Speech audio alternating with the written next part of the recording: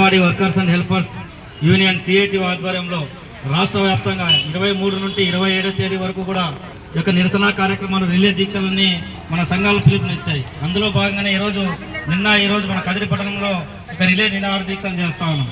ఏదైతే ప్రధానంగా ఈ రాష్ట్ర ప్రభుత్వం అధికారంలోకి రాకముందు గతంలో ప్రతిపక్షంలో ఉన్నప్పుడు మనం ఏదైతే 42 రోజుల పాటు సుదీర్ఘమైనటువంటి సమ్మె చేశాం, 42 రోజులు దీక్షలు చేశాం. ఏ రోజు కూడా అందరూ కూడా మనకి బయట అందరూ కూడా అంటున్నారు, వీళ్ళకేం పని లేక రోడ్ల మీదకి వచ్చి కూర్చున్నారు, వీళ్ళకి జీతాలు సరిపోలేదా. బయట అయితే చాలా చెడ్డ పేరు ఉందాక మనకి. ఏమైనా అయితే బయట వీళ్ళ కోడిగుడ్లు అని అమ్ముకుంటున్నారు, పాలు అమ్ముకుంటున్నారు. అయినా కూడా వీళ్ళకి జీతాలు ఎందుకు పెంచాలని చెప్పేసి ప్రజల్లో కూడా ఉండింది. అది ముందు ఏదైతే మనం ప్రజలను కూడా ఒప్పించి 42 రోజుల పాటు వాళ్ళ యొక్క మన్నలను పొంది మనం ఏదైతే మన లబ్ధిదారులు ఉంటారో వాళ్ళందరి దగ్గర కూడా మనమంతా కూడా మంచి పేరు తెచ్చుకొని మనకు సహకరించిన వాళ్ళందరూ కూడా అప్పుడు ఏదైతే తెలుగుదేశం ప్రభుత్వం ప్రతిపక్షంలో మన టెంట్ల దగ్గరికి వచ్చారక మొత్తం రాష్ట్ర వ్యాప్తంగా వచ్చి మేమే భోజనం పెడతామమ్మా అని చెప్పి మన దగ్గరికి వచ్చి అడుక్కొని వచ్చినారు. వాళ్ళు టెంట్లలోకి వచ్చినారు. మేము అధికారంలోకి వచ్చిన తర్వాత జగన్మోహన్ రెడ్డి ఇప్పుడు ఏదైతే చేస్తున్నారో దానికి భిన్నంగా చేస్తామని చెప్పి గొప్పలు చెప్పినారు. కానీ ఈరోజు అధికారంలోకి వచ్చిన తర్వాత వాళ్ళని మర్చిపోయినారు.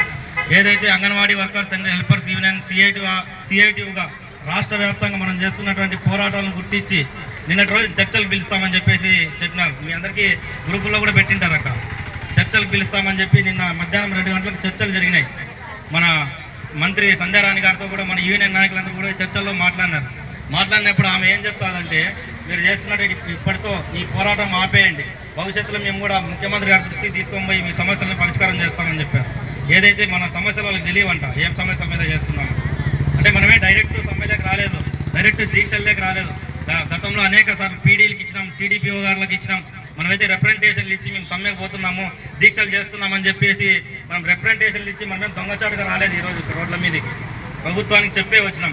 అయినప్పటికీ రేపటి రోజున అంటే 27వ తేదీ వరకు రిలే దీక్షలు ఉన్నాయి. మన జిల్లాలో కూడా కదిరి ప్రాంతంలో ఈరోజు మనం దీక్షలు చేస్తున్నాం. 27వ తేదీ జిల్లా సెంటర్లో పుట్టపర్తిలో కూడా మనకు దీక్ష ఉంటుందాక వచ్చేవాళ్ళు. అదేవిధంగా మార్చి 2వ తేదీన పెద్ద ఎత్తున అందరూ అంగన్వాడీ టీచర్లు కానీ హెల్పర్లు కానీ అందరూ కూడా పాల్గొనే మన యొక్క శక్తిని అంతా కూడా ప్రభుత్వానికి చూపే విధంగా మొత్తం రాష్ట్ర వ్యాప్తంగా ఉన్నటువంటి అంగన్వాడీలు అందరూ కూడా 2వ తేదీ కూడా చలో విజయవాడ రావాలని చెప్పేసి మన యూనియన్ని పిలుపునిచ్చాయి. అదే విషయాన్ని నిన్న మంత్రి గారు కూడా తెలియజేశాం. మనం స్పష్టంగా కూడా మన యూనియన్ నాయకులందరూ కూడా ఏదైతే ఇప్పటికైనా ప్రభుత్వం స్పందించి తక్షణమే మనం అడుగుతున్నట్టు డిమాండ్లు, మనమేం కొంతేమో కోరికలేం కోరలే, మీరు చెప్పిన హామీలే, గతంలో మీరు చెప్పిన హామీలే మేము అడుగుతున్నాం. ఈరోజు ఎందుకంటే ఎక్కడ చూసినా ఈరోజు నిత్యావసర ధరలు పెరిగిపోతున్నాయి, ఈరోజు గ్యాస్ సిలిండర్ రేటు పెరిగిపోతుంది. ఈ బీజేపీ ప్రభుత్వం అధికారంలోకి వచ్చిన తర్వాత ఈ యొక్క గతంలో 29 చట్టాలు ఉండేవి, లేబర్ చట్టాలు, ఈరోజు 4 లేబర్ కోడ్లుగా మార్చినారట. ఈ 4 లేబర్ కోడ్లుగా మార్చడం వల్ల ఏదైతే మనం ఈరోజు అందరూ గుంపుగా కూర్చొని మన హక్కుల్ని అడుగుతున్నాం, ఈ చట్టాలు అమలైతే కానీ మాట్లాడే హక్కులు కోల్పోతాం. ఈరోజు చూసే ఉంటారు మీరు, పోలీస్ సెక్షన్లో కూడా ఇంతకుముందు ఐపీఎస్ సెక్షన్ అని ఉంటారు, ఇప్పుడు బిఎన్ఎస్ చట్టం అని చెప్పి తెచ్చినారు. బిఎన్ఎస్ యాక్ట్ అని చెప్పి తెచ్చి ఆ యాక్ట్ పెట్టడం వల్ల మనం మాట్లాడే హక్కు కోల్పోతాం. ఈ 4 చట్టాలు అమలైతే కన్నా సంఘం పెట్టుకునే హక్కు కోల్పోతాం. ఇంతకుముందు నలుగురు పోయి ఎక్కడ నిలబడుకొని ఏం మాట్లాడేది కూడా లేదు ఈ చట్టాలు అమలైతే. దీనికి వ్యతిరేకంగా మనం మొన్నటి 12వ తేదీన సమ్మె చేశాం. ఈ సమ్మెలో కూడా అంగన్వాడీలో పెద్ద ఎత్తున పాల్గొని జయప్రదం చేసిన మీ అందరికీ కూడా ధన్యవాదాలు తెలియజేస్తూ, ఏదైతే భవిష్యత్తులో అంగన్వాడీ వర్కర్లుగా టీచర్లుగా మీరు చేస్తున్నటువంటి న్యాయమైన పోరాటంలో సిఐటిగా మేము ముందుంటామని చెప్పి తెలియజేస్తూ నాకు ఈ అవకాశం ఇచ్చిన మీ అందరికీ ధన్యవాదాలు.